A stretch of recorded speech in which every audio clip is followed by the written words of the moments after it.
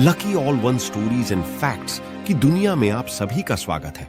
राजा जयचंद गढ़वाल वंश के अंतिम शक्तिशाली राजा थे। उन्होंने गंगा नदी के पास में बसे कान्य कुब्ज और वाराणसी सहित अंटारवेदी देश पर शासन किया। उन्होंने उत्तर प्रदेश और बिहार के कुछ भागों पर राज किया था। जयचंद्र गाहड़वाल राजपूत राजा विजय चंद्र के पुत्र थे।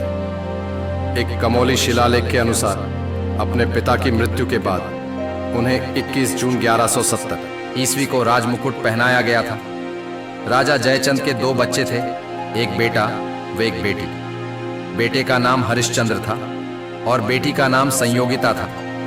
जयचंद एक शक्तिशाली और साहसी राजा थे। उन्होंने कई युद्धों में जीत हासिल की। उन्होंने दिल्ली के सुल्तान इल्तुतमिश को हराकर दिल्ली पर अपना अधिकार स्थापित किया। जयचंद को पृथ्वीराज चौहान से एक पुरानी दुश्मनी थी। उस वक्त महान सम्राट पृथ्वीराज चौहान का मन राजा जयचंद की अति सुंदर बेटी संयोगिता ने मोह लिया था। पृथ्वीराज चौहान ने जयचंद की बेटी संयोगिता को भरे दरबार से भगा कर ले गए थे। इस घटना से जयचंद बहुत नाराज हुए और उन्होंने पृथ्वीराज चौहान से बदला लेने की ठानी। 1191 ईस्वी में जयचंद और पृथ्वीराज चौहान के बीच तराइन में प्रथम युद्ध प्रारंभ हुआ। परिणाम स्वरूप इस युद्ध में पृथ्वीराज की हार हुई।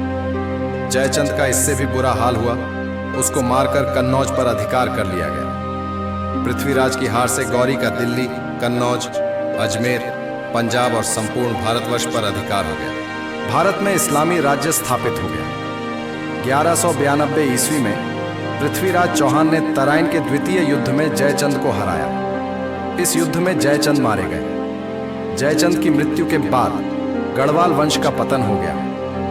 जयचंद को अक्सर एक देशद्रोही राजा के रूप में चित्रित किया जाता है। ऐसा कहा जाता है कि उन्होंने पृथ्वीराज चौहान को हराने के लिए मोहम्मद गौरी को मदद की थी। हालांकि इस बात के कोई ठोस प्रमाण नहीं है। जयचंद एक जटिल और विवादास्पद व्यक्ति थे।